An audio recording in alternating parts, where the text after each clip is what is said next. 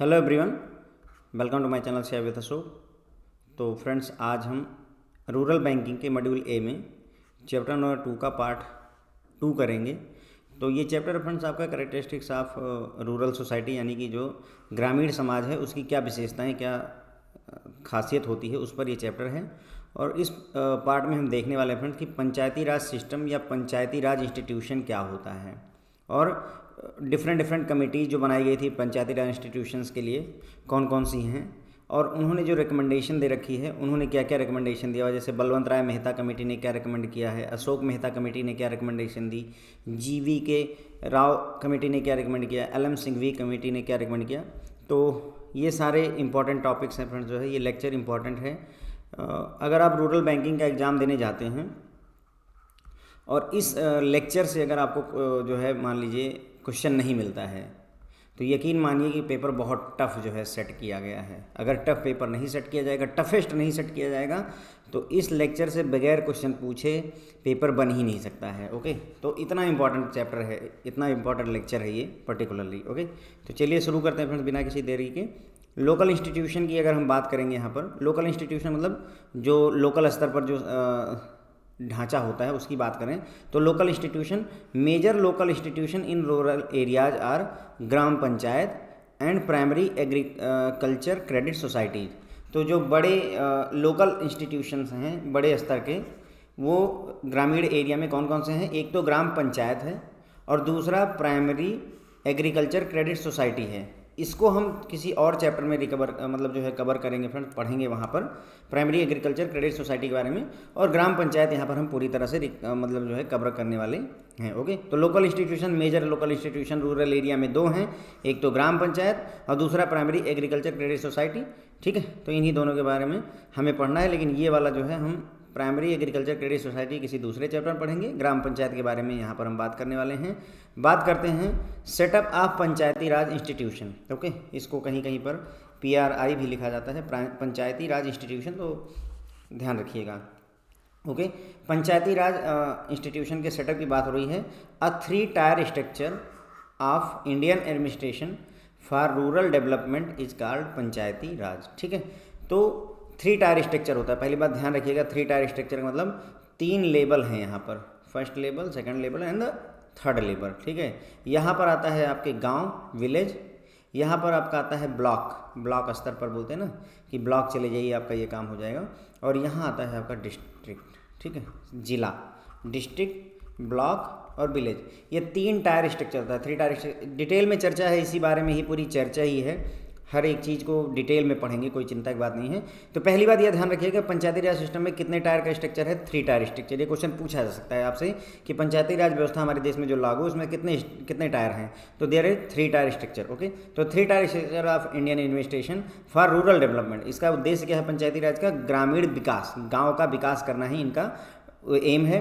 The aim of panchayati raj is to develop local self governments in district, zones and villages. Zone का मतलब वही block स्तर पर। ठीक है, तो जो पंचायती राज सिस्टम है उसका एम क्या है, उसका उद्देश्य है डेवलप करना लोकल सेल्फ गवर्नेंस से गवर्नमेंट बोल दीजिए, मतलब लोकल स्तर पर सेल्फ गवर्नेंस जो है डेवलप करने की कोशिश की जा रही है। यानी कि ऐसा सिस्टम बनाया जाए कि जो ये डिस्ट्रिक्ट है वो अपने आप में खुद ही मैनेज हो जाए, खुद ही उसकी गवर्नेंस चल जाए, खुद ही उसका गवर्नमेंट का काम होता रहे।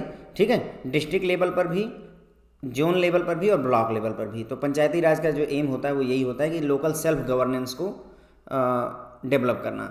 Rural development is one of the main objective of panchayati raj and this has been established. ठीक है, तो रूरल डेवलपमेंट यानी ग्रामीण विकास जो है मुख्य उद्देश्य है। पंचायती राज का मुख्य उद्देश्य क्या है? रूरल डेवलपमेंट, ग्रामीण विकास। और कहाँ कहाँ पर जो है करंट टाइम पे पंचायती राज लागू है? In all Indian states, Bharat के सभी राज्यों में, एक्सेप्ट ये 3 राज्य छोड़ दीजिए तो बाकी सभी राज्यों में लागू है। नागालैंड में नहीं लागू है, मेघालय में लागू नहीं है और मिजोरम में लागू नहीं है। ओके, तो सभी भारतीय राज्यों में लागू है एक्सेप्ट नागालैंड, मेघालय एंड मिजोरम। साथ ही साथ में ये सभी यूनियन टेरेटरीज में लागू है एक्सेप्ट दिल्ली। ओके, तो सभी यूनियन टेरेटरीज में लागू है लेकिन दिल्ली में लागू नहीं होता। दिल्ली या दिल्ली जो भी कहिए, दिल्ली में लागू नहीं होता है। इसके अलावा कुछ और अदर एरियाज हैं जहाँ पर भी ये लागू नहीं होता है। सर्टेन अदर एरियाज में कौन कौन से आते हैं देख लीजिए, लागू नहीं होता है, ठीक है। Scheduled area and tribal area of in the state, राज्य में जो भी शेड्यूल्ड एरिया हैं, शेड्यूल्ड एरिया जो है जहाँ पर शेड्यूल मतलब गवर्नमेंट डिक्लेयर करती है कि कौन से एरिया को शेड्यूल एरिया या शेड्यूल ट्राइब, आदिवासियों को, जनजातियों को बचाने के लिए कुछ एरिया को सरकार शेड्यूल्ड एरिया या ट्राइबल एरिया में घोषित कर देती है कि हाँ, जैसे मिजोरम वगैरह की बात की जाए, जहाँ पर मिजो, गारो, खासी, जयंतिया वगैरह जो ये पाई जाती हैं पहाड़ियाँ, वहाँ पर उन राज्यों में इनको जो है जैसे वो माना गया है कि मतलब ट्राइबल पॉपुलेशन है, यहाँ पर इनको प्रोटेक्ट करने की ज़रूरत है। तो वैसे एरिया को गवर्नमेंट जो है शेड्यूल्ड एरिया या ट्राइबल एरिया में डिक्लेयर कर देती है। ओके, तो वहाँ पर भी पंचायती राज लागू नहीं होता है। उसके बाद में हिली एरिया जो है मणिपुर का, जहाँ पर कि डिस्ट्रिक्ट काउंसिल ऑलरेडी है, वहाँ पर भी ये लागू नहीं होता है। और वेस्ट बंगाल का दार्जिलिंग डिस्ट्रिक्ट, वहाँ पर भी जो है ये लागू नहीं होता क्योंकि वहाँ पर दार्जिलिंग गोरखा हिल काउंसिल एग्जिस्ट करती है। ओके, तो इन जगहों पर जो है पंचायती राज सिस्टम लागू नहीं होता है। तो हमने देखा पंचायती राज कहाँ कहाँ लागू होता है। देखिए, पंचायती राज सभी भारतीय राज्यों में, all the Indian state except 3 छोड़िए, केवल नागालैंड, मिजोरम और मेघालय, 3 में लागू नहीं होता है। सभी यूनियन टेरेटरी में, ऑल द यूनियन टेरेटरी, सभी में लागू होता है। छोड़ दीजिए किसको, दिल्ली को छोड़ दीजिए, बाकी सभी यूनियन टेरेटरी में लागू होता है। इसके अलावा कुछ और एरिया हैं जहां पर लागू नहीं होता है। ओके, ध्यान देंगे, सभी राज्यों में लागू होता है, लेकिन नागालैंड में लागू नहीं होता, मेघालय में लागू नहीं होता और मिजोरम में लागू नहीं होता है। ओके, इन तीनों जगहों पर लागू नहीं होता है। उसी तरीके से सभी यूनियन टेरेटरी पर, अंडमान निकोबार, लक्षद्वीप, इन सब में लागू होगा, लेकिन दिल्ली में लागू नहीं होता है। इसके अलावा भी कुछ ऐसे एरिया हैं जहाँ पर लागू नहीं होता। 2-3 मैंने आपको बताया। एक तो वेस्ट बंगाल में जो दार्जिलिंग है, दार्जिलिंग डिस्ट्रिक्ट है, वहाँ पर लागू नहीं होता क्योंकि वहाँ दार्जिलिंग गोरखा एक काउंसिल एग्जिस्ट करती है। उसी तरीके से मिजोरम में नहीं, मणिपुर में भी लागू नहीं होता है। मणिपुर में भी लागू नहीं होता है क्योंकि वहाँ पर डिस्ट्रिक्ट काउंसिल है। दार्जिलिंग डिस्ट्रिक्ट में नहीं लागू होता वेस्ट बंगाल के, क्योंकि वहाँ दार्जिलिंग गोरखा हिल काउंसिल एग्जिस्ट करती है। और जितने भी शेड्यूल्ड एरिया और ट्राइबल एरिया गवर्नमेंट ने डिक्लेयर कर रखे हैं, वहाँ पर भी ये लागू नहीं होता है। ओके, तो ये पंचायती राज के बारे में हमने थोड़ा बहुत समझा फ्रेंड जो है। तो देखिए, हमने देखा लोकल इंस्टीट्यूशन की बात हम कर रहे हैं। ग्रामीण स्तर पर जो लोकल इंस्टीट्यूशंस हैं उसमें मेजर 2 इंस्टीट्यूशंस हैं, एक तो ग्राम पंचायत और दूसरा प्राइमरी एग्रीकल्चर क्रेडिट सोसाइटी। फिर हमने बात की पंचायती राज इंस्टीट्यूशन, जिसे PRI भी कहते हैं, पंचायती राज इंस्टीट्यूशन के सेटअप के बारे में। तो हमारे देश में 3 टायर जो है स्ट्रक्चर लागू है पंचायती राज का। ये इंडियन एडमिनिस्ट्रेशन का काम करता है, मतलब ग्रामीण स्तर पर जो है एडमिनिस्ट्रेशन का काम देखता है पंचायती राज, और ये रूरल डेवलपमेंट के लिए बनाया गया है। जो एम है पंचायती राज का वो है local self governance in district, zones and village में डेवलप करना। ये क्वेश्चन आपसे पूछा जा सकता है कि पंचायती राज का एम क्या है। लोकल सेल्फ गवर्नेंस डेवलप करना, सभी गरीबों को हेल्प करना, ऐसे करके 4 ऑप्शन देंगे और आपसे पूछा जा सकता है। ओके, रूरल डेवलपमेंट जो है one of the main objective, मुख्य उद्देश्य जो है रूरल डेवलपमेंट है, ग्रामीण विकास है किसका, पंचायती राज का। और पंचायती राज जो है कहाँ कहाँ पर लागू है अभी मौके पर, तो सभी भारतीय राज्यों में एक्सेप्ट 3 राज्य, 3 राज्यों को छोड़ दीजिए। कौन कौन से, नागालैंड, मेघालय और मिजोरम, यहाँ पर लागू नहीं है। बाकी सभी भारतीय राज्यों में, जैसे उत्तर प्रदेश, मध्य प्रदेश, सभी जगहों पर लागू है। यूनियन टेरेटरी की अगर बात करें तो सभी यूनियन टेरेटरी में लागू है एक्सेप्ट दिल्ली, ठीक है, दिल्ली को छोड़ करके बाकी सभी यूनियन टेरेटरी में लागू है। कुछ और एरिया हैं जहां पर नहीं लागू होता, ठीक है। कौन कौन से एरिया हैं, एक तो जितने भी गवर्नमेंट ने शेड्यूल्ड एरिया या ट्राइबल एरिया, जनजातीय क्षेत्र या अनुसूचित क्षेत्र जो छोड़ रखे हैं स्टेट में, है ना, जिनको डेजिग्नेट कर रखा है कि हाँ ये जनजातीय क्षेत्र हैं, वहाँ पर लागू नहीं होता है। मणिपुर के हिल एरियाज में लागू नहीं होता है क्योंकि वहाँ पर डिस्ट्रिक्ट काउंसिल ऑलरेडी मौजूद है, वही इस काम को देखती है, पंचायती राज वाले काम को। और इसी तरीके से वेस्ट बंगाल में दार्जिलिंग जो ज़िला है, दार्जिलिंग डिस्ट्रिक्ट है, वो जो है वहाँ पर भी लागू नहीं होती क्योंकि वहाँ पर दार्जिलिंग गोरखा हिल काउंसिल एग्जिस्ट करती है। ओके, तो ये बातें हो गई हमारी पंचायती राज के बारे में थोड़ा सा। अब पंचायती राज कैसे इवोल्यूशन कैसे हुआ है, कैसे कैसे धीरे धीरे कैसे जो है पंचायती राज की तरफ हम पहुँचे, उसी के बारे में बात करेंगे। तो मतलब हम एंशियंट टाइम तक जाएंगे, प्राचीन काल तक पहुँचेंगे और फिर वहाँ से धीरे धीरे वापस लौटेंगे। पंचायती राज system Panchayati Raj system is in India is not purely a post independence phenomena. मतलब ऐसा नहीं है कि पंचायती राज सिस्टम जब भारत आज़ाद हुआ, हमारा देश आज़ाद हुआ, उसके बाद में ये शुरू हुआ है। In fact dominant political institution in rural areas has been the village panchayat for centuries. ठीक है, तो डोमिनेंट जो है पॉलिटिकल इंस्टीट्यूशन पहले से ही हमारे जो है ग्रामीण भारत में जो है पाए जाते थे, जिन्हें हम विलेज पंचायत के नाम से जानते हैं, और ये सदियों से रह रहे हैं। मतलब सदियों से ही पंचायतों का काम, मतलब ग्राम पंचायत का काम, मतलब जो है सिस्टम पहले से ही हमारे देश में मौजूद है और सदियों से मौजूद है। इन एंशियंट इंडिया, प्राचीन भारत में पंचायत्स वर usually elected councils with executive and judicial power. प्राचीन भारत में भी जो पंचायतें थी वो क्या करती थी, काउंसिल इलेक्ट किया करती थी। ठीक है, काउंसिल का इलेक्शन होता था, मतलब वहाँ पर भी इलेक्शन होता था, जिनको मतलब एग्जीक्यूटिव पावर्स होती थी, मतलब एग्जीक्यूटिव मतलब शासन चलाने की पावर होती थी, जुडिशियल पावर होती थी, मतलब जो है ये जुडिशियल जो आपका न्याय वगैरह अदालत की पावर होती थी इसके पास में। ठीक है, तो न्याय मतलब जो है मुकदमा वगैरह लड़ना, ये सारे कॉन्सेप्ट वहाँ पर हुआ करते थे।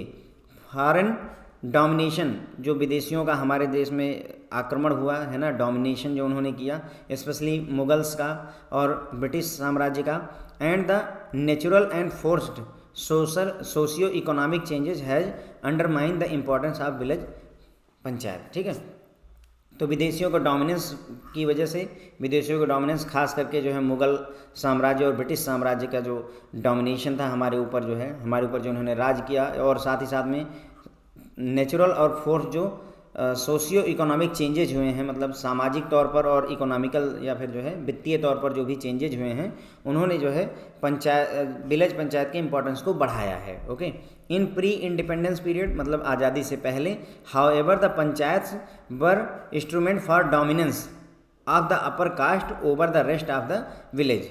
ठीक है, तो आज़ादी से पहले जो है ये बता रहे हैं कि आज़ादी से पहले जबकि क्या था कि जो पंचायतें थी वो एक जो है एक तरीके का इंस्ट्रूमेंट का काम करती थी, एक हथियार का काम करती थी, ताकि जो अपर कास्ट के लोग हैं वो अपना डोमिनेंस दिखा सकें, अपना प्रभाव दिखा सकें बाकी के गांव वालों के ऊपर, व्हिच फर्दर्ड द डिवाइड, जिसकी वजह से मतलब लोगों के बीच में बंटवारा बढ़ा, खाई बढ़ी, एक तरीके से जातीय खाई बढ़ी, है ना, based on either socio economic status और कास्ट हायरार्की, मतलब जिसकी वजह से लोगों के बीच में दूरियां बढ़ी, चाहे वो उनका सामाजिक और जो है मतलब कोई अमीर है, कोई समाज में ज़्यादा इज्जतदार है ना, और जो ये जाति वाली जो हायरार्की थी कि मतलब जो है ब्राह्मण ऊपर आएंगे, फिर ऐसे करके जो ये भी कॉन्सेप्ट था, इन सब चीज़ों ने मतलब कहने का फर्दर जो है डिवाइडेशन बढ़ाया हुआ है।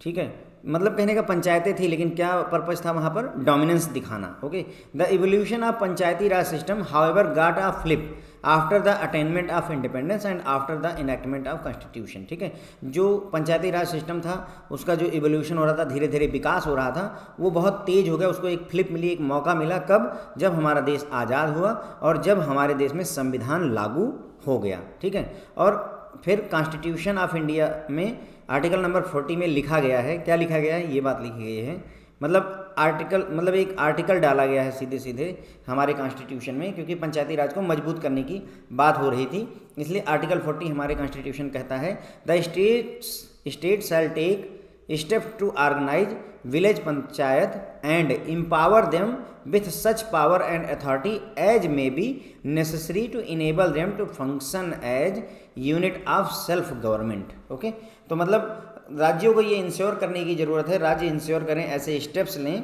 ताकि जो विलेज पंचायतें हैं वो ऐसी विलेज पंचायतें बनाई जाएं, उनको ऐसी पावर और अथॉरिटी दी जाए ताकि वो अपने मतलब खुद से ही पैसा कमा सके, एक तरीके से कह लीजिए। देखिए, पंचायत को चलने के लिए पैसा चाहिए, पैसा कहीं ना कहीं से जनरेट होगा तभी जा करके जो है कोई भी काम हो पाएगा, तो उनको ऐसी पावर और अथॉरिटी दी जाए जिससे कि वो क्या करें कि खुद जो है फंक्शन कर सकें, अपना काम चला सकें, यूनिट ऑफ सेल्फ गवर्नमेंट का रूप ले लें। कौन, जो विलेज की पंचायतें हैं, ग्राम पंचायतें हैं, उन पर। ऐसा हमारा आर्टिकल 40 कहता है कि राज्यों को इंश्योर करना चाहिए। ओके, ठीक है, तो आर्टिकल 40 की भी बात कर ली हमने। अब देखें, इवोल्यूशन ऑफ पंचायती राज में हमने देखा कि कैसे कैसे पंचायती राज डेवलप होकर के आया हुआ है। तो सबसे पहले हमने ये जाना कि पंचायती राज जो सिस्टम है ये इंडिपेंडेंस के बाद शुरू होने वाली प्रोसेस नहीं है, ये बहुत पहले से ही एग्जिस्टेंस में था। ओके, और जो ग्रामीण पंचायतें थी जो विलेज पंचायतें थी वो सदियों से जो है हमारे यहाँ पर पॉलिटिकल इंस्टीट्यूशन के तौर पर, डोमिनेंट पॉलिटिकल इंस्टीट्यूशन के तौर पर ग्रामीण भारत में पहले से ही पाई जाती थी। ठीक है, उसके बाद में प्राचीन भारत में जो हमारा एंशियंट इंडिया था वहाँ पर जो पंचायतें थी उसमें इलेक्टेड काउंसिल होते थे, काउंसिल का चुनाव होता था, उनको एग्जीक्यूटिव पावर होती थी, उनको जुडिशियल पावर हुआ करती थी, मतलब शासनात्मक शासन करने की पावर होती थी और निर्णय लेने की, मतलब जो है मुकदमे वगैरह जो कहते हैं उसकी भी पावर इनके पास जुडिशियल पावर होती थी, कानूनी ताकतें भी होती थी। जो हमारे देश में फॉरेन डोमिनेशन हुआ, मुग़ल साम्राज्य जो आया या फिर ब्रिटिश साम्राज्य जो आया, उन्होंने क्या किया कि विलेज पंचायतों के इम्पोर्टेंस को और ज़्यादा जो है बढ़ावा दिया। इंडिपेंडेंस से पहले जो पंचायतें थी उनका जो है एक तरीके से दुरुपयोग किया जाता था, ये एक तरीके के इंस्ट्रूमेंट होते थे, एक औजार या हथियार होते थे, ताकि जो अपर कास्ट के लोग हैं वो अपना डोमिनेंस कर सकें बाकी के गांव के लोगों के ऊपर, जिसकी वजह से लोगों के बीच में खाई बढ़ी, जातियों के बीच में खाई बढ़ी हुई है। ठीक है, चाहे सोशल या इकोनॉमिकल स्टेटस की वजह से खाई बढ़ी या कास्ट की हायरार्की की वजह से कि किसको जो है उच्च वर्ग में माना जाएगा, किसको निम्न वर्ग में माना जाएगा, उसकी वजह से लोगों के बीच में खाई बढ़ी है। ओके, एवोल्यूशन जो पंचायती राज सिस्टम था इसका जो धीरे धीरे विकास हो रहा था उसको बहुत ज़्यादा तेज़ी मिली कब, जब हमारा देश आज़ाद हुआ और जब हमारे देश में संविधान लागू हुआ। जो हमारे देश का संविधान है, कॉन्स्टिट्यूशन ऑफ इंडिया, उसका आर्टिकल 40 कहता है कि राज्यों को इंश्योर करना चाहिए, ऐसे कदम उठाने चाहिए कि ताकि ग्राम पंचायतों को ऐसी ताकत और ऐसी अथॉरिटी मिल सके ताकि वो जो है अपने सेल्फ जो है यूनिट ऑफ सेल्फ गवर्नमेंट या यूनिट ऑफ सेल्फ गवर्नेंस का काम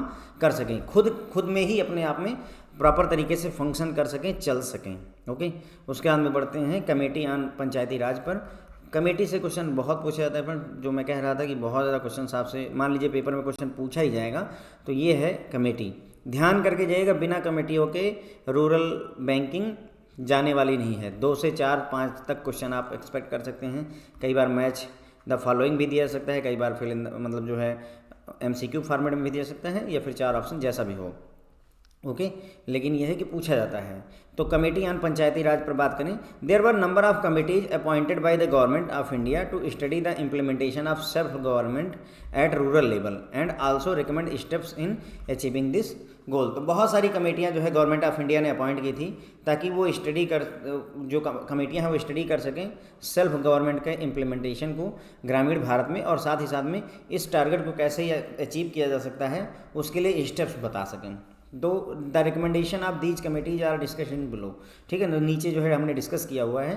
तो देखिए क्या होता है कि गवर्नमेंट ऑफ इंडिया, जैसे मान लीजिए कई बार आप भी बोलते हैं, हम भी बोलते हैं कि जो हमारी एजुकेशन सिस्टम है वो अच्छा नहीं है। ठीक है, ऐसा आपने बोला कि एजुकेशन सिस्टम अच्छा नहीं है, तो क्या गड़बड़ है भाई, पता होना चाहिए ना कि गड़बड़ क्या है। भाई हमने इतने सारे स्टूडेंट जो है मतलब IITN और IIM वगैरह से पास आउट होते हैं, IISc से पास होते हैं, या जहाँ से भी पास हो रहे हैं, लेकिन उसके बावजूद भी अच्छे साइंटिस्ट हम नहीं मान लीजिए प्रोड्यूस कर पा रहे हैं। तो साइंटिस्ट हमें क्यों नहीं मिल पा रहे हैं, क्यों ऐसा हो रहा है कि हम दूसरे देशों पर निर्भर हैं। तो इस तरीके के अगर क्वेश्चंस जो है गवर्नमेंट के सामने जब आते हैं तो गवर्नमेंट क्या करती है, एक कमेटी बनाती है। कमेटी में 4-5 बुद्धिजीवी अच्छे लोग जो प्रोफेसर या उस फील्ड के नॉलेजेबल 5-6 लोग होते हैं, उनको 1-2 साल का टाइम दिया जाता है।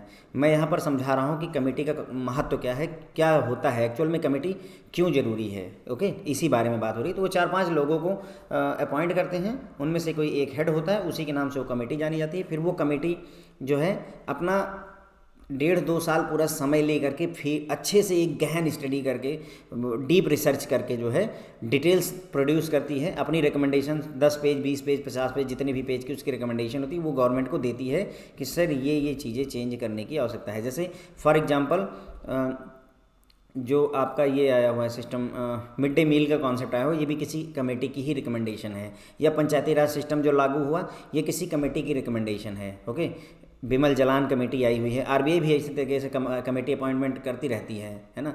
जैसे पहले क्रिप्टो करेंसी देखिए, अभी मौजूदा समय पे क्रिप्टो करेंसी को पहले गवर्नमेंट एक्सेप्ट करने को रेडी नहीं थी, लेकिन फिर जो है धीरे धीरे अभी देखिए कि उन्होंने 30% जो है क्रिप्टो करेंसी पर जो है वो लगाया हुआ है, टैक्स वसूलने की बात कही। तो ये क्यों? क्योंकि नई चीज़ है, गवर्नमेंट को आइडिया नहीं है। तो ऐसे में क्या होगा, कोई ना कोई एक कमेटी अपॉइंट की जाएगी जो कि क्रिप्टो करेंसी का पूरा एकदम डीप एनालिसिस करके फिर गवर्नमेंट को रिकमेंड करेगी।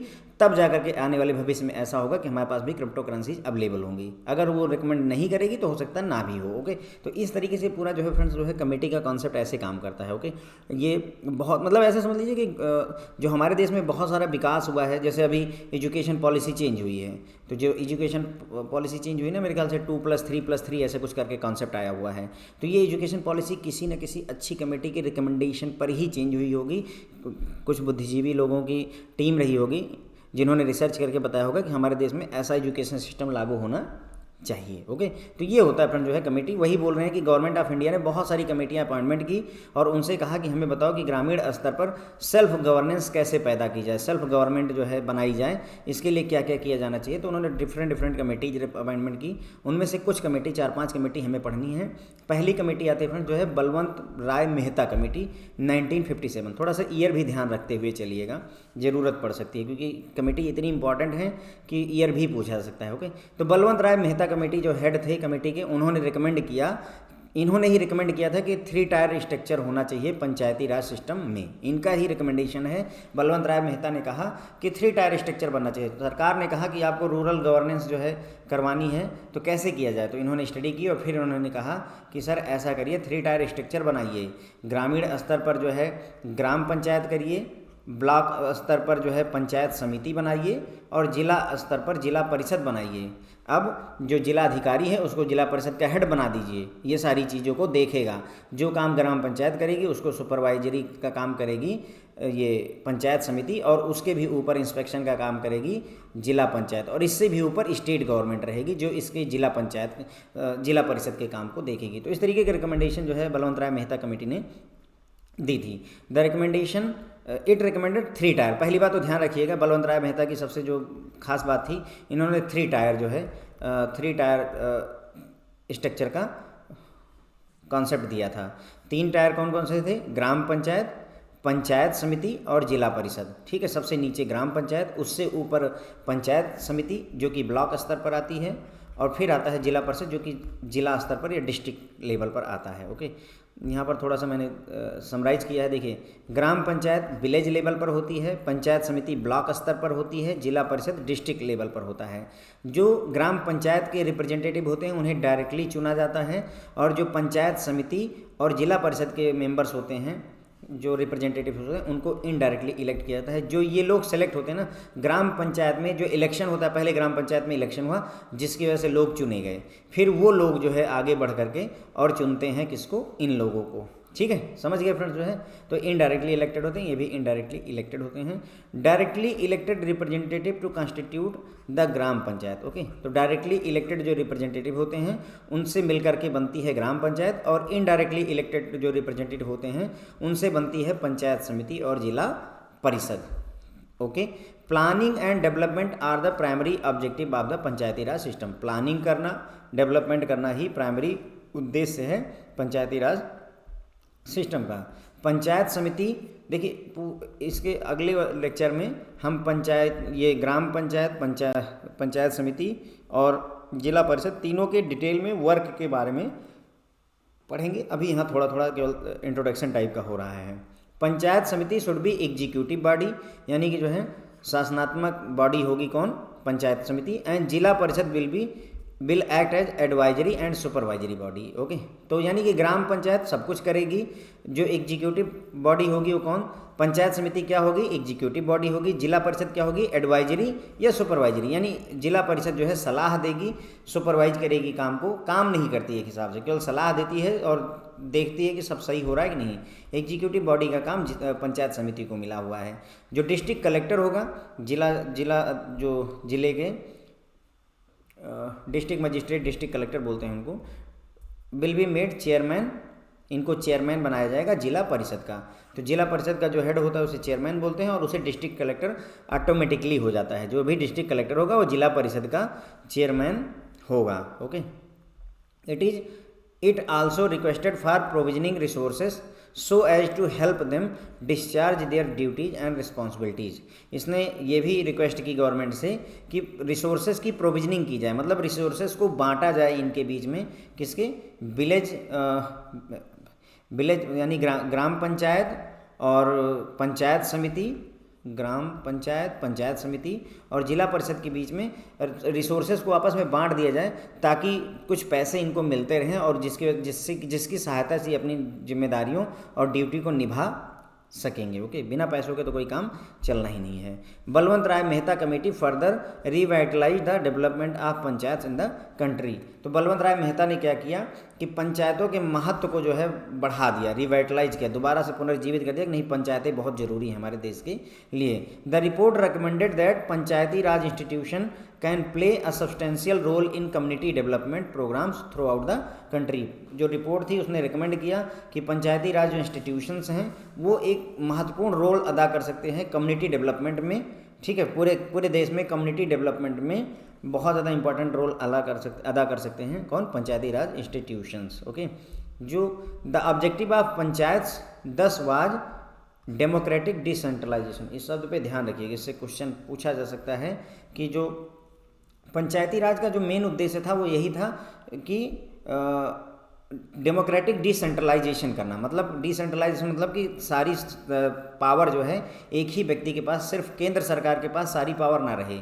अगर ऐसा हुआ तो वो सेंट्रलाइजेशन हो जाएगा, और अगर पावर जैसे बट गई तो वो डिसेंट्रलाइजेशन हो गया। देखिए कैसे, मान लीजिए आपके ब्रांच में, मैं मान लेता हूँ आपकी चीफ मैनेजर की ब्रांच है और उस चीफ मैनेजर के अंडर में मान लीजिए 3 सीनियर मैनेजर मौजूद हैं।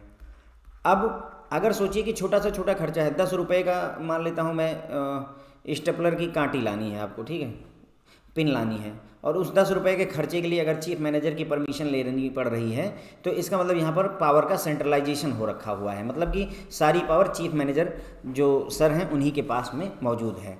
ठीक है, लेकिन ये अच्छा नहीं होगा ना। अब चीफ मैनेजर सर को जो है 1 करोड़ या उससे ऊपर के लोन देखने चाहिए कि चल करके जो है A4 पेपर नहीं आया हुआ है या फिर जो है जनरेटर नहीं ऑन हो रहा, ये सब देखना होगा। तो ऐसे में बेहतर होगा कि ये जो सीनियर मैनेजर्स हैं यहाँ पर, इनको इस तरीके की ड्यूटी डेलीगेट कर दी जाए, इनको ये ड्यूटियाँ असाइन कर दी जाएँ कि भाई देखो ऐसा है कि कभी ये 2000 रुपये तक के खर्चे होना तो तुम देख लिया करो, अगर 4000 रुपये तक के खर्चे हैं तो तुम देख लिया करो, 10,000 तक का तुम्हारा खर्चा कोई है तो तुम देख लिया करो। ये वाले सीनियर मैनेजर को बोल दिया। इससे ऊपर का खर्चा जाता है कि कहीं हाँ 15,000, 20,000, 50,000 खर्चा होना तो मुझे बताया करो। तो अगर ऐसा हो तो ये डिसेंट्रलाइजेशन ऑफ पावर हो गया। तो उसी तरीके से केंद्र सरकार सारी पावर अपने पास सेंट्रल गवर्नमेंट के पास ही नहीं रहती है, स्टेट गवर्नमेंट को भी पावर होती है। अब स्टेट गवर्नमेंट के पास ही सिर्फ पावर ना रह जाए, बल्कि ये पावर जो है डिस्ट्रिक्ट लेवल पर चली जाए, डिस्ट्रिक्ट लेवल से फर्दर जो है ये ब्लॉक लेवल पर चली जाए पावर, और ब्लॉक लेवल से ग्राम पंचायत लेवल पर चली जाए। कहने मतलब जैसे ग्राम पंचायत में कोई जो है तालाब है, ठीक है, उस तालाब में मछली पालनी है, मान लीजिए फिश जो है आपको मत्स्य पालन करना है, तो उस केस में अब क्या हम केंद्र सरकार से परमिशन लेंगे कि सर जो है ये जो हमारे गांव में तालाब है इसमें हम मछली पाल लें? नहीं, ऐसा नहीं होना चाहिए भैया। ये सब चीज़ें ग्राम स्तर की हैं, ग्राम स्तर पर ही निपट जानी चाहिए। तो बेहतर है कि हम यहीं पर ही इस काम को निपटा दें। मेरी बात समझिए आप, क्या हुआ डिसेंट्रलाइजेशन ऑफ डेमोक्रेसी का, है ना, डेमोक्रेटिक डिसेंट्रलाइजेशन। तो पंचायत का जो ऑब्जेक्टिव था डेमोक्रेटिक डिसेंट्रलाइजेशन था, यानी कि पावर एक जगह न रहे बल्कि जो है सबके पास चली जाए through effective participation of local. इसकी वजह से क्या हुआ कि लोकल जो वहाँ के लोग हैं उनका पार्टिसिपेशन इसमें बढ़ गया, है ना, क्योंकि अगर इस तालाब को किसको दिया जाना है उसका डिसीजन अगर गांव वाले कर रहे हैं या गांव का मुखिया कर रहा है या गांव का प्रधान कर रहा है तो उनका लोकल वालों का पार्टिसिपेशन यहाँ पर बढ़ जाता है with the help of well planned programme. तो पंचायत का जो उद्देश्य था डेमोक्रेटिक डिसेंट्रलाइजेशन था, और इससे इफेक्टिव पार्टिसिपेशन शुरू हो गया, लोकल लोगों का इसमें पार्टिसिपेशन शुरू हो गया।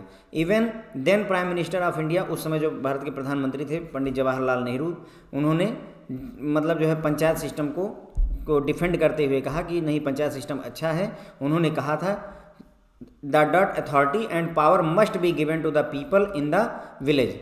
मतलब फॉलोइंग कई सारी प्रॉपर्टी, मतलब कौन कौन सी ताकतें उन्होंने बताया होगा, वो सब हम नहीं पढ़ रहे हैं। मेन काम की बात यह है कि कुछ ना कुछ अथॉरिटी और पावर जो है दे दी जानी चाहिए पीपल इन द विलेज, जो गांव में रहते हैं लोग, उनको इतनी अथॉरिटी और पावर दे दी जानी चाहिए। And let's give power to panchayat, आइए पंचायतों को ताकत प्रोवाइड की जाए। ठीक है, तो यानी कि पंचायतों पर इतना ज़्यादा जो है वो था कि उस समय के प्रधानमंत्री जी ने भी खुद कहा था कि भाई जो है गांव वाले जो लोग हैं उनको जो है अथॉरिटी और पावर दो।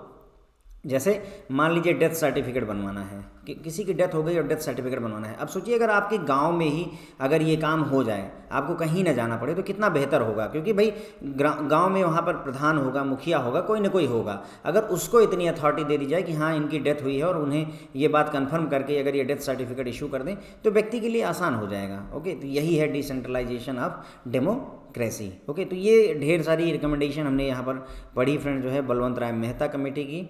ठीक है, बलवंत राय मेहता कमेटी। तो बलवंत राय मेहता कमेटी कब आई थी? 1957। ये पहली कमेटी है Balwant Rai Mehta committee, important committee है फ्रेंड, ध्यान रखिएगा। बलवंत राय मेहता कमेटी 1957। इसने 3 टायर स्ट्रक्चर की रिकमेंडेशन की थी पंचायती राज सिस्टम के लिए। 3 टायर जो थे ग्राम पंचायत, उससे ऊपर पंचायत समिति, उससे ऊपर जिला परिषद की रिकमेंडेशन की थी। जो ग्राम पंचायत होती है वो ग्राम स्तर पर होती है, गांव स्तर पर, विलेज स्तर पर। जो पंचायत समिति होती है वो ब्लॉक स्तर पर होती है। जो जिला परिषद होती है वो जिले डिस्ट्रिक्ट लेवल पर होती है।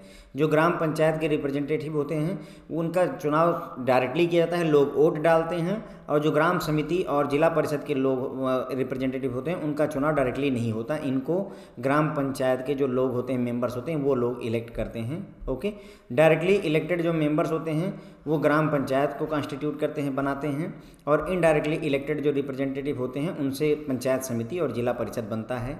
प्लानिंग और डेवलपमेंट जो है मुख्य उद्देश्य होता है किसका? पंचायती राज सिस्टम का।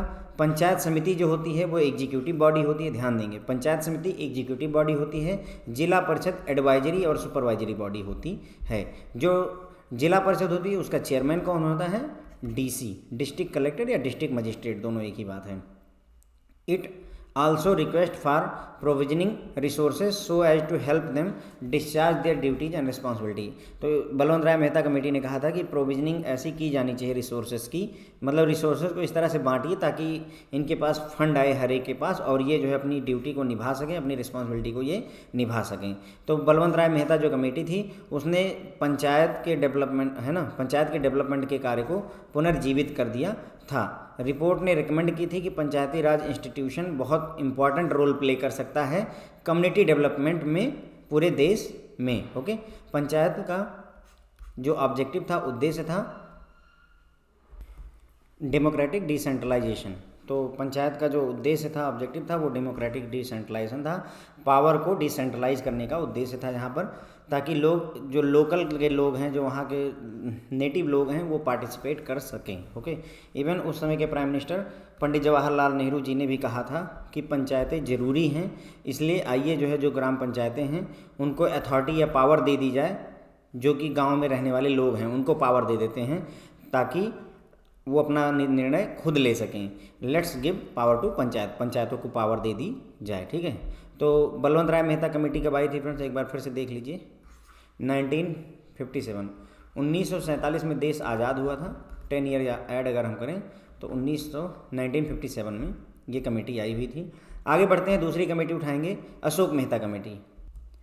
अशोक मेहता कमेटी 1985 में आई थी, 1985। ठीक है, 3 tier system of panchayati Raj should be replaced by 2 tier system. Ashok Mehta committee कहती है कि जो 3 टायर स्ट्रक्चर आप बता रहे हो इसको हटा दो, इसकी जगह पर सिर्फ 2 टायर सिस्टम लगा दीजिए।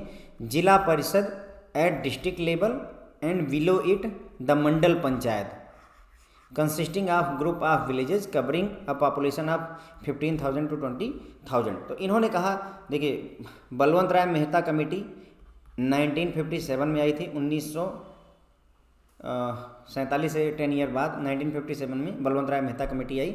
उसने 3 टायर स्ट्रक्चर की रिकमेंडेशन की। जिला परिषद कहा उसने डिस्ट्रिक्ट लेवल पर, ब्लॉक स्तर पर उसने जो है पंचायत समिति की रिकमेंडेशन की, और ग्राम स्तर पर ग्राम पंचायत की रिकमेंडेशन की। इन्होंने कहा कि ये 3 टायर स्ट्रक्चर मज़ेदार नहीं है, ऐसा करो इसको 2 टायर में बदल दो। 2 टायर स्ट्रक्चर में एक तो जिला परिषद तो रहने दो, कोई ऐतराज़ नहीं है, लेकिन कई सारे गाँवों को मिला करके मंडल पंचायत केवल बना लो बस। ग्राम स्तर पर कुछ ज़रूरत ज़्यादा करने की है नहीं। मंडल पंचायत, तो इन्होंने 2 टायर स्ट्रक्चर कहा, जिला परिषद एट डिस्ट्रिक्ट लेवल, और उसके नीचे क्या है, मंडल पंचायत, जिसमें कि जो है ग्रुप ऑफ विलेजेज होंगे, कई सारे गाँव के ग्रुप, कई सारे गांव का एक ग्रुप होगा। पॉपुलेशन ध्यान रखने की ज़रूरत इतनी है सच है नहीं, ठीक है। तो ये ग्रुप ऑफ विलेज होता है वहाँ, मतलब एक साथ में 10 गांव 15 गांव को मिला करके एक मंडल पंचायत बना दीजिए, ठीक है। तो जैसे मान लीजिए इतना बड़ा डिस्ट्रिक्ट है, तो यहाँ के 10 गांव उठाए, यहाँ मंडल पंचायत बना दी, यहाँ 10 गांव उठाए मंडल पंचायत बना दी, यहाँ के 10 गाँव उठाए मंडल पंचायत बना दी। ऐसे करके मंडल पंचायत पूरे जिला परिषद से नीचे बना दीजिए, ये इन्होंने रिकमेंड किया था, ठीक है। तो 3 टायर स्ट्रक्चर या 2 टायर स्ट्रक्चर की बात की इन्होंने, जिला परिषद डिस्ट्रिक्ट लेवल पर, और मंडल पंचायत जिसमें कई सारे गांव शामिल हों। तो वही बात फिर से एक बार लिखी गई है, 3 tier system should be replace with 2 tier system. जिला परिषद जो कि डिस्ट्रिक्ट स्तर पर होगा, और मंडल पंचायत जो कि ग्रुप ऑफ विलेजेज होगा, ओके। डिस्ट्रिक्ट लेवल या zila parishad as the first level of supervision after state level, ठीक है। तो राज्य जो है जिला परिषद की यानी कि डिस्ट्रिक्ट लेवल पर सुपरवाइजरी करेगा, और जिला परिषद उससे नीचे जो है सुपरवाइजरी करेगा, ठीक है। तो स्टेट सुपरवाइजरी करेगा किसकी, जिला परिषद की। जिला परिषद जो है ये जो क्या बोला था इन्होंने, मंडल पंचायत की सुपरवाइजरी करेगा। जिला परिषद should be the executive body. अब यहाँ पर जिला परिषद एग्जीक्यूटिव बॉडी हो गई, सुपरवाइजरी बॉडी नहीं रह गई। अगर आपको याद हो, जो बलवंत राय मेहता कमेटी थी, वहाँ एग्जीक्यूटिव बॉडी जो है कौन थी, पंचायत समिति थी, okay. And the responsible for planning eight district level. जिला परिषद जो है एग्जीक्यूटिव बॉडी होगी, और ये रिस्पॉन्सिबल होगी प्लानिंग के लिए जिले स्तर पर। जिले स्तर पर जो भी प्लानिंग का काम होगा, और जिला परिषद देखेगी। The institutions, zila parishad and mandal panchayat to have compulsory taxation power to mobilise their own financial resources. तो इन्होंने ये भी कहा कि देखिए, टैक्सेशन की बात की, इन्होंने कहा कि जो है जो इंस्टीट्यूशन बनाए जा रहे हैं 2 टायर में, जिला परिषद हो चाहे मंडल पंचायत हो, इनके पास कंपलसरी तौर पर टैक्सेशन पावर होनी चाहिए। मतलब टैक्स वसूलने की पावर कंपलसरी तौर पर दी जानी चाहिए, ताकि ये अपने फाइनेंशियल रिसोर्सेज को मोबिलाइज कर सकें, उनका सही से उपयोग कर सकें। जितनी भी कमेटियां बनेंगी इनमें ये चीज़ ध्यान दीजिए। जैसे अगली कमेटी आती है ना, वो ये कंपलसरी कर दी जाती है कि नहीं, सरकार इसको पैसा दे, केवल जो है इंस्टीट्यूशन बना देने से बात नहीं बनेगी, पैसा चाहिए, ठीक है। तो उसी के तहत जो है ये A.K. मेहता कमेटी थी, अशोक मेहता कमेटी थी, ठीक है। अशोक मेहता कमेटी ने रिकमेंड किया कि कंपलसरी टैक्सेशन पावर दी जानी चाहिए, ठीक है। तो ये हो गई अशोक मेहता कमेटी हमारी। अशोक मेहता कमेटी कब आई थी, 1985 में। बलवंत राय मेहता कमेटी कब आई थी, 1957 में। 1957 हुआ, फिर 1985 में अशोक मेहता कमेटी आई, ठीक है। वो बलवंत राय मेहता थे और ये अशोक मेहता हैं। बलवंत राय मेहता ने 3 टायर सिस्टम की, 3 टायर स्ट्रक्चर की बात की, और अशोक मेहता ने 2 टायर स्ट्रक्चर की बात की। इन्होंने कहा कि जिला परिषद बना दीजिए डिस्ट्रिक्ट लेवल पर या जिला स्तर पर, और उसके नीचे रखिए मंडल पंचायत, और मंडल पंचायत में कई सारे गांव एक साथ मिला दीजिए, ग्रुप ऑफ गांव एक साथ लीजिए, और ताकि एक साथ 15,000 से 20,000 पॉपुलेशन एक साथ आ जाए। एक मंडल पंचायत में 15,000 से 20,000 लोग होने चाहिए। तो 3 टायर सिस्टम को रिप्लेस किया गया 2 टायर सिस्टम से। जिला परिषद हुई जो डिस्ट्रिक्ट लेवल पर काम करती है, मंडल पंचायत जिसमें कई सारे गाँवों का ग्रुप था। डिस्ट्रिक्ट लेवल पर जिला परिषद होगी, ये फर्स्ट लेवल ऑफ सुपरविजन होगा। स्टेट लेवल का तो स्टेट लेवल होगा, स्टेट लेवल का डिस्ट्रिक्ट लेवल पर जिला परिषद होगी, और जिला परिषद सुपरवाइज करेगी किसको, इसको मंडल पंचायत को, ठीक है। जिला परिषद जो है एग्जीक्यूटिव बॉडी होगी, यहाँ पर एग्जीक्यूटिव बॉडी कौन होगी, जिला परिषद। मतलब जो भी शासनात्मक जो है वो कार्रवाई करनी है, वो एक तरीके से यही करेगी जिला परिषद। Responsible for planning eight district level, इसी का काम होगा कि प्लानिंग का काम देखे किस पर, डिस्ट्रिक्ट लेवल पर। तो आगे बढ़ते हैं। द इंस्टीट्यूशन, जो भी इंस्टीट्यूशन है, चाहे जिला परिषद हो चाहे मंडल पंचायत हो, इनको कंपलसरली जो है टैक्सेशन पावर दी जानी चाहिए, ताकि ये टैक्स वसूल सकें, ताकि अपने फाइनेंशियल रिसोर्सेज को यूज कर सकें। आगे बढ़ते हैं।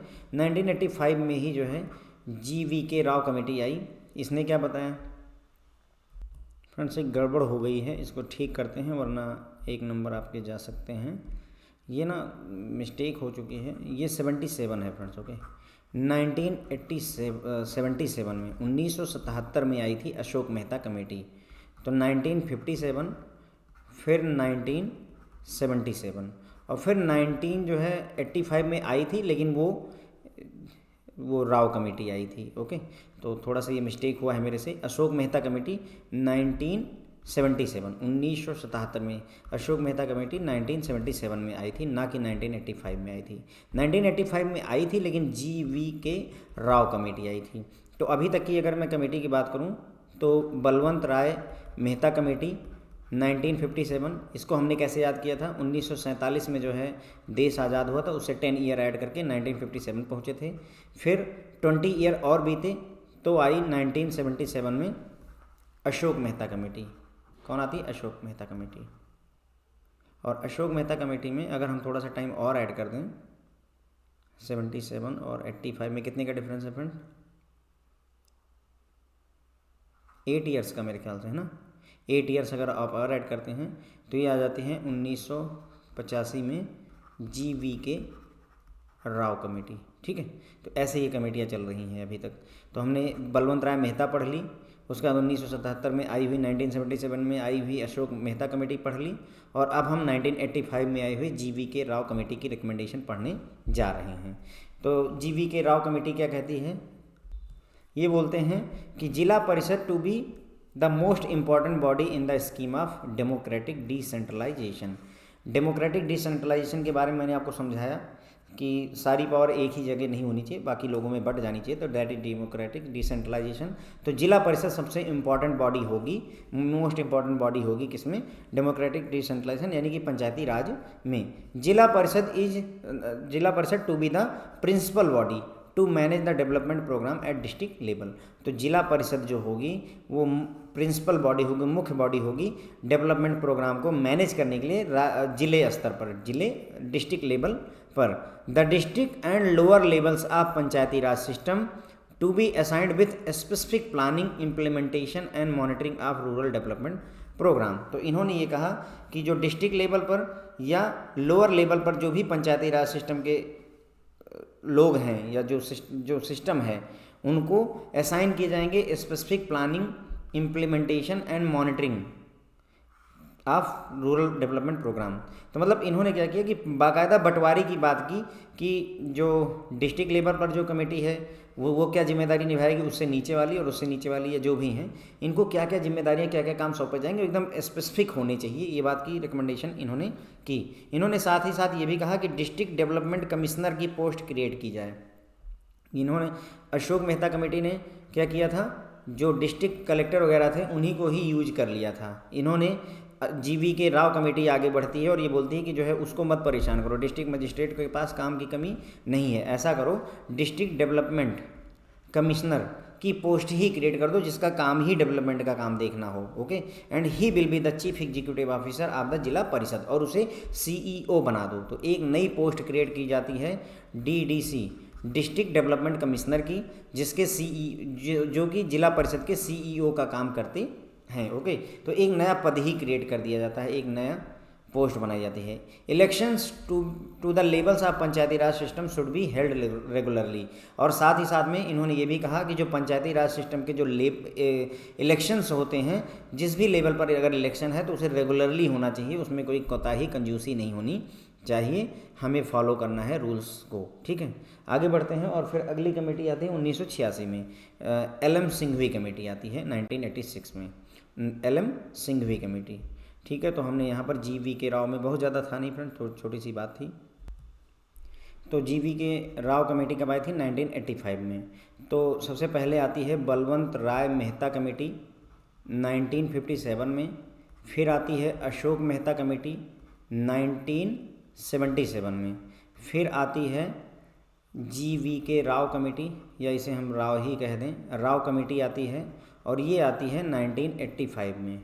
उसके बाद एक और साल बीतता है 1986 में, फिर से एक कमेटी और आती है जो कि है LM Singhvi committee, LM Singhvi committee. ठीक है, तो ये 4 कमेटी का हम यहाँ पर डिस्कशन कर रहे हैं। इन्होंने 3 टायर स्ट्रक्चर की बात की थी, इन्होंने इसे 2 टायर में बदला था। यहाँ टायर वगैरह की कोई बात नहीं हुई, लेकिन उन्होंने कहा कि भैया चुनाव बराबर करवाते रहो, है ना, और साथ ही साथ में इन्होंने एक नई पोस्ट क्रिएट की थी GV राव ने, डिस्ट्रिक्ट डेवलपमेंट कमिश्नर की। ओके, तो जिला परिषद की अगर हम बात करें, यहाँ पर GV राव कमेटी की रिकमेंडेशन थी कि जिला परिषद को मेन जो है मतलब इंपॉर्टेंट बॉडी बना दिया जाएगा डेमोक्रेटिक डिसेंट्रलाइजेशन की स्कीम में। जो डेमोक्रेटिक डिसेंट्रलाइजेशन की स्कीम थी वही पंचायती राज ही था। ओके, जिला परिषद जो है प्रिंसिपल बॉडी हो जाएगी, मुख्य बॉडी हो जाएगी डेवलपमेंटल प्रोग्राम को मैनेज करने के लिए डिस्ट्रिक्ट लेवल पर, और डिस्ट्रिक्ट लेवल हो चाहे लोअर लेवल हो, ठीक है, वहाँ पर जो पंचायती राज सिस्टम के जो आपका डिस्ट्रिक्ट लेवल पर जो कमेटी है या फिर लोअर लेवल की जो कमेटी है या लोग हैं, उनको स्पेसिफिक प्लानिंग, इम्प्लीमेंटेशन और मॉनिटरिंग का काम असाइन किया जाएगा रूरल डेवलपमेंट प्रोग्राम के तहत। ठीक है, साथ ही साथ इन्होंने कहा कि एक नई पोस्ट क्रिएट कीजिए जिसका नाम रखिए डिस्ट्रिक्ट डेवलपमेंट कमिश्नर, और ये जो है जिला परिषद का CEO होगा। ये क्या होगा, इसको CEO बना दीजिए जिला परिषद का, और यही सारे काम को देखें। साथ ही साथ इन्होंने कहा कि इलेक्शन जो है पंचायती राज सिस्टम पे जिस भी लेवल पर अगर जो है इलेक्शन होने हैं तो वो रेगुलरली होने चाहिए। ये रिकमेंडेशन थी किसकी, GV राव कमेटी की। फिर एक साल और बीता, 1986 आता है, और यहाँ पर आ जाती है आपकी LM सिंघवी कमेटी। तो 1957, फिर 1977, फिर 1985 और 1986। ओके, तो 1957 में आती है आपकी बलवंत राय मेहता कमेटी, फिर आती है अशोक मेहता कमेटी, यहाँ पर GV राव कमेटी। ओके, उसके बाद में 86 में आती है LM सिंघवी कमेटी। ठीक है, तो LM सिंघवी कमेटी की रिकमेंडेशन हम देखेंगे, चौथी कमेटी है हमारी। The committee recommended that the panchayati Raj system should be constitutionally recognised. अब ये और आगे गए, इनकी रिकमेंडेशन थोड़ा और हायर लेवल की होगी। भैया ऐसा है कि संवैधानिक रिकग्निशन दीजिए, संविधान में ये बात मानिए कि हाँ पंचायती राज सिस्टम होता है, ग्राम पंचायतें होती हैं, इनकी कोई वैल्यू है। ऐसे जो है सब हल्के में ले रहे हैं, तो हल्के में लेना बंद हो जाए ताकि। ओके, तो इनकी रिकमेंडेशन थी कि पंचायती राज सिस्टम को कॉन्स्टिट्यूशनली मतलब संवैधानिक तौर पर रिकग्नाइज किया जाना चाहिए। It also recommended constitutional provision to recognise free and fair election for the panchayati Raj system. इसने ये भी कहा कि फ्री और फेयर इलेक्शन करवाए जाने चाहिए पंचायती राज सिस्टम में, इसका भी कॉन्स्टिट्यूशन में, संविधान में प्रोविजन कीजिए। सिर्फ जो है पंचायती राज सिस्टम को पहचान मत दीजिए संविधान में, बल्कि उसके फ्री और फेयर इलेक्शन हो सकें, बिना किसी घोटाले के जो है इलेक्शन हो सकें, स्वतंत्र तौर पर इलेक्शन हो सकें, इसके लिए भी कॉन्स्टिट्यूशन में इंतजाम किया जाए।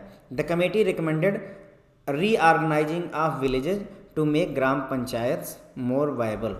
कमेटी ने यह भी रिकमेंड किया कि जो गांव हैं उनको रीऑर्गेनाइज किया जाना चाहिए, ताकि जो ग्राम पंचायतें हैं उनको ज़्यादा वायबल किया सके, ज़्यादा उपयोगी बनाया जा सके। कहने मतलब एक तरीके से इन्होंने ये कहने की कोशिश की कि सिर्फ एक गांव को जो है ग्राम पंचायत मत मानिए, 2-3 गांव 4 गांव एक साथ लीजिए और उनको मिला करके जो है ग्राम पंचायत बना लीजिए, रीऑर्गेनाइज करिए, ताकि जो है ग्राम पंचायतों का कुछ काम निकल सके। जैसे एक गांव के पास सारी सुविधाएं हों ऐसा नहीं हो सकता है, 3-4 गांव मिल करके थोड़ा रेवेन्यू जनरेट हो सकता है, थोड़ा टैक्स वसूला जा सकता है, कुछ किया जा सकता है। तो इन्होंने ये भी रिकमेंड किया कि गाँवों को जो है थोड़ा सा रीऑर्गेनाइज किया जाना चाहिए, ताकि ग्राम पंचायतें ज़्यादा अच्छे तौर पर बन सके, काम कर सकें। It recommended that village panchayat should have more finance from for their activities. साथ ही साथ इन्होंने कहा कि और फाइनेंस की ज़रूरत है, और भी फाइनेंस मिल दीजिए, और पैसा दीजिए इनको, ताकि अपनी एक्टिविटी को ये परफॉर्म कर सकें। मैंने बताया था कि फाइनेंस की बात होती ही रहेगी। तो ये और आगे गए, LM सिंघवी कमेटी ने कहा कि भैया कॉन्स्टिट्यूशनल रिकग्निशन दीजिए, पंचायती राज को संविधान में शामिल कीजिए। साथ ही साथ में इलेक्शन की बात भी, पंचायती राज में इलेक्शन होना चाहिए फेयर और फ्री स्टाइल में, उसका भी जो है प्रोविज़न संविधान में किया जाए। साथ ही साथ इन्होंने कहा कि जो है गांव जो हैं उनको रीऑर्गेनाइज करके ग्राम पंचायत जो है बनाई जाए, सिर्फ एक ही गांव को ग्राम पंचायत ना बना दिया जाए। साथ ही साथ में इन्होंने कहा कि ये अपनी एक्टिविटी को परफॉर्म कर सकें, उसके लिए और ज़्यादा फाइनेंस अवेलेबल करवाया जाना चाहिए। Judicial tribunals to be set up in each state to educate matters relating to the election to the panchayati Raj institution and other matter relating to their functioning. साथ ही साथ इन्होंने ये भी कहा कि जुडिशियल ट्रिब्यूनल बनाए जाने चाहिए, यानी कि अदालतें बनाई जानी चाहिए जो कि पंचायती राज के इलेक्शन से रिलेटेड या कोई और मामला है उसके मामले को देखने के लिए रहनी चाहिए, उनको सॉल्व करने के लिए होनी चाहिए। ठीक है, तो पंचायती राज को मतलब एक तरीके से कानूनी प्रक्रिया के तहत लाने की पूरा प्रयास किया था इन्होंने। किसने? एल.एम. सिंघवी ने। एल.एम. सिंघवी कमेटी 1986 में आई थी। तो हमने देखिए 4 कमेटी की बात कर ली। Balwant Rai Mehta committee 1957, Ashok Mehta committee 1977, G.V.K. Rao committee 1985 और एल.एम. सिंघवी कमेटी 1986। ओके, तो ये चारों कमेटी की हमने डिस्कशन कर लिया है, ईयर याद रखेंगे। तो एल.एम. सिंघवी कमेटी की क्या खासियत थी? इन्होंने कहा, रिकमेंड किया कि पंचायती राज सिस्टम को संविधान में पहचान दी जाने की ज़रूरत है, संविधान में शामिल किए जाने की ज़रूरत है, संवैधानिक पहचान की आवश्यकता है। साथ ही साथ में संविधान में इस बात के प्रोविज़न किए जाएं कि जो पंचायती राज सिस्टम है उसमें फ्री और फेयर इलेक्शन करवाए जाने चाहिए। ओके, उसके बाद में कमेटी ने यह भी कहा कि जो गांव हैं उनको रीऑर्गेनाइज किया जाए ताकि एक अच्छी ग्राम पंचायत बने, सिर्फ एक गांव को ग्राम पंचायत नहीं माना जाए। ठीक है, उसके बाद में इसने रिकमेंड किया कि जो ग्राम पंचायतें होती हैं उनको और फाइनेंस दिया जाना चाहिए ताकि वो अपनी एक्टिविटी को अच्छे से परफॉर्म कर सकें। साथ ही साथ में उन्होंने कहा कि अदालतें बनाई जानी चाहिए, जुडिशियल ट्रिब्यूनल बनाए जाने चाहिए ताकि वो केवल पंचायती राज से रिलेटेड, इलेक्शन से रिलेटेड मैटर हो या कोई और मैटर हो, उनको वो देख सकें। मतलब पंचायती राज की फंक्शनिंग से रिलेटेड अगर कोई मामला है तो उसको ये जुडिशियल ट्राइब्यूनल देखेंगे, ऐसी व्यवस्था की गई। तो यहीं पर ही एल.एम. सिंघवी कमेटी हमारी ख़त्म होती है। थोड़ी बहुत और बातें करते हैं और उसके बाद में ये हमारा जो है लेक्चर ख़त्म होगा। All these things further the argument that panchayat can be very effective in identifying and solving locals problem. ठीक है, तो इन सभी बातों से ये पता चला कि जो पंचायतें होती हैं बहुत प्रभावी हो सकती हैं पहचान करने में और समाधान करने में। लोकल की प्रॉब्लम, जो एक लोकल स्तर की जो प्रॉब्लम है उसको पहचान करने में और सॉल्व करने में पंचायतें बहुत मदद कर सकती हैं। Involve the people in village in the developmental activity, पंचायतें लोगों को, जो गाँव के लोग हैं उनको इन्वॉल्व करेंगी डेवलपमेंटल एक्टिविटी में। कम्युनिकेशन इंप्रूव करेंगी बिटवीन डिफरेंट लेवल एट विच पॉलिटिक्स ऑपरेट, डिफरेंट लेवल पर कम्युनिकेशन को इंप्रूव करेंगी, यानी कि ग्राम पंचायत के लोग जो है ब्लॉक स्तर से कम्युनिकेट करेंगे, ब्लॉक स्तर वाले लोग जो है जिला स्तर पर, जिला स्तर वाले राज्य स्तर पर, राज्य वाले केंद्र स्तर पर। इस तरीके का डेवलपमेंट जो है होगा। डेवलप लीडरशिप स्किल भी डेवलप होगी। In short help the basic development in states without making too much structural changes, तो बिना बहुत ज़्यादा स्ट्रक्चरल चेंजेस किए हुए राज्यों में डेवलपमेंट जो है किया जा सकता है अगर जो है हम पंचायतों पर ध्यान दें। ठीक है, तो ये जनरल सी बात है, नोटिस करिए, इग्नोर करिए, आपकी मर्जी है, कोई दिक्कत नहीं है।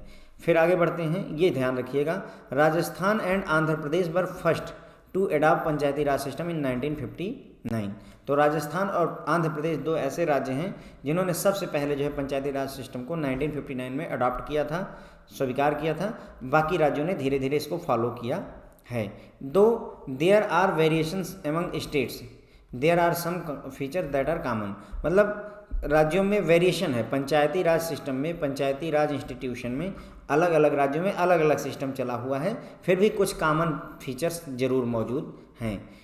जैसे in most of the state, ज़्यादातर राज्यों में, for example a 3 tier structure including gram panchayat at village level, panchayat samiti at block level और जिला parishad at district level has been institutionalise. ठीक है, तो ज़्यादातर राज्यों में जो बलवंत राय मेहता कमेटी की रिकमेंडेशन थी 3 टायर स्ट्रक्चर की, बलवंत राय मेहता कमेटी 1957 है ना।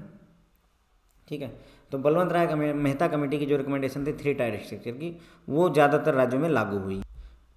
और इसमें जो 3 टायर स्ट्रक्चर है उसमें ग्राम पंचायत होता है ग्राम स्तर पर, पंचायत समिति होती है ब्लॉक स्तर पर और जिला परिषद होता है डिस्ट्रिक्ट स्तर पर। ये बात मैंने आपको पहले ही बता दी। Due to sustained effort of civil society organization, intellectual and progressive political leaders, the parliament passed 2 amendments to the constitution, मतलब सभी लोगों के एफर्ट से, राजनेताओं वगैरह के एफर्ट से जो है पार्लियामेंट ने 2 जो है कॉन्स्टिट्यूशनल अमेंडमेंट पास किए, मतलब कि जो है संविधान में संशोधन किया गया। एक 73वां संशोधन और एक 74वां संशोधन। ध्यान रखेंगे 73rd अमेंडमेंट किससे रिलेटेड है?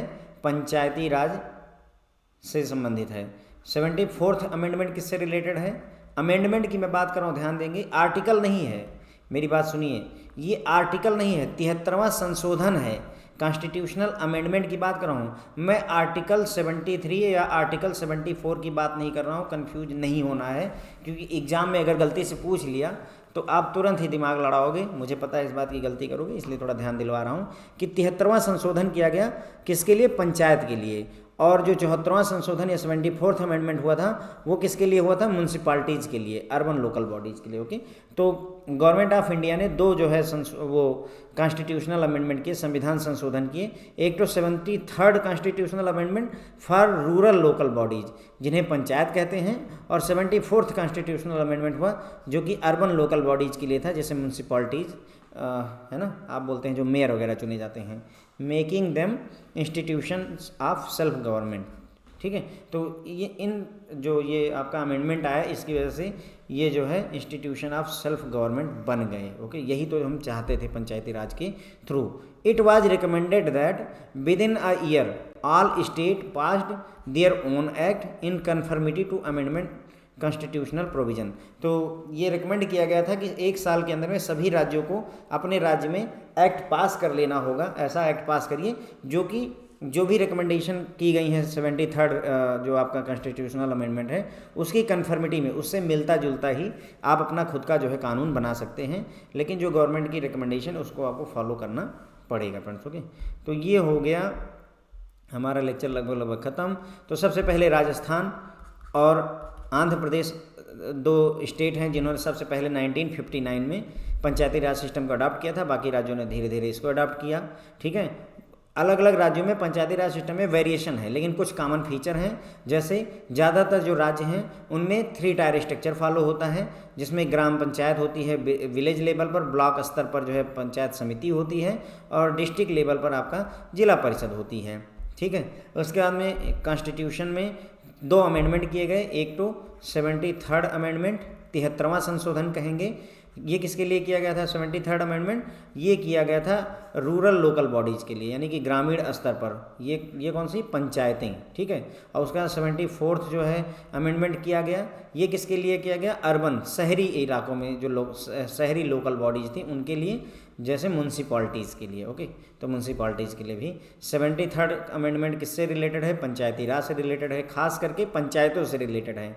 74th अमेंडमेंट किससे रिलेटेड है, ये भी जो है पंचायती राज से रिलेटेड है, और विशेष तौर पर म्यूनसिपालिटी अर्बन लोकल बॉडीज से रिलेटेड है। ओके, तो एक्ट में ये कहा गया, जब ये अमेंडमेंट किया गया तो उसमें ये बोला गया था कि 1 साल के अंदर अंदर सभी राज्यों को अपना खुद का एक्ट पास कर लेना होगा जो कि इससे मिलता जुलता होना चाहिए। ठीक है फ्रेंड, तो इसी के साथ में हमारा लेक्चर खत्म होता है। इंपॉर्टेंट लेक्चर है, होप है आपको पसंद आया होगा। अगर पसंद आ रहा हो, रूरल बैंकिंग की क्लासेस में अभी मौके पर ले रहा हूँ आपकी, और अगर आपको पसंद आ रहा हो तो कमेंट वगैरह करके ज़रूर बताएं कि कैसी क्लासेस कैसी चल रही हैं, कि आपकी एक्सपेक्टेशन में मैच कर पा रहा हूँ या नहीं मैच कर पा रहा हूँ। जो भी कमियां हैं, जो भी अच्छाइयाँ आप बता सकते हैं, अगर कुछ इंप्रूवमेंट की नीड है तो मैं उसे इम्प्रूव करूँगा। ठीक है, उसके बाद में सक्सेस की बात करते हैं। कई सारे लोग बोलते हैं कि सर आपका वीडियो कोर्स देखा और मैं पास नहीं हुआ, जबकि सभी पास हो रहे हैं, तो मुझ में कहाँ कमी रह गई। तो फ्रेंड्स, मैं सिर्फ एक ही बात कहता हूँ, एक ही चीज़ है जो आपको हरा देती है, अभी तक का मेरा अनुभव है, सिर्फ एक ही चीज़ है जो आपको जीतने नहीं देती है, एंड दैट इज़ रिवीजन। सिर्फ एक चीज़, रिवीजन। जब भी मैं आपको वीडियो कोर्स पढ़ाता हूँ तो उसमें मैं जो चीज़ें ज़रूरी होती हैं उनको मल्टीपल टाइम्स आपको बोलता हूँ, इसीलिए ताकि आप रिवाइज कर सको। कोशिश मेरी रहती कि एक बार पढ़ाऊँ और एक बार रिवाइज तो मैं इमीडिएट करवाता हूँ, लेकिन आप खुद भी इसको रिवीजन अगर नहीं करेंगे, होता क्या है ना कि जैसे अभी तो ये एक लेक्चर पढ़ा, इस समय तो सब कुछ ध्यान है, लेकिन जब सोचिए कि आपको 50-60 लेक्चर एक साथ पढ़ना हो और सारा कुछ ध्यान रखना हो, तो उस समय फिर दिमाग जो है जवाब दे जाता है। तो बेहतर यही होता है कि हम जितनी ज़्यादा बार पढ़ें। जैसे मैंने 73rd अमेंडमेंट की बात की, ठीक है, अब वहाँ पर आप एग्जाम में पहुँचे कि इनमें से कौन सा आर्टिकल जो है पंचायती राज से रिलेटेड है। Article 73, article 240, article 72, article 71। अब ना क्या कन्फ्यूजन क्रिएट हो गया। अब देखिए, रिवीजन नहीं हुआ होगा तो आर्टिकल 73 तो लग रहा है ना कि सर ने बताया था यार जो है 73वां संशोधन, आर्टिकल 73, हाँ 73 करेक्ट है, नहीं फ्रेंड्स, करेक्ट नहीं है। ये आर्टिकल 73 की बात कर रहे हैं और मैंने आपको सॉरी है ना, आपको 73rd अमेंडमेंट पढ़ाया हुआ है। ओके, 73वां संशोधन पढ़ाया है, ना कि अनुच्छेद 73 पढ़ाया हुआ है। तो इस तरीके की कन्फ्यूजन आपके मन में क्रिएट होती हैं जो कि आपको नुकसान करती हैं, और IIBF इसी चीज़ का फ़ायदा उठाता है। तो बेहतर होगा कि revision is the key to success, nothing else. Okay, thank you so much.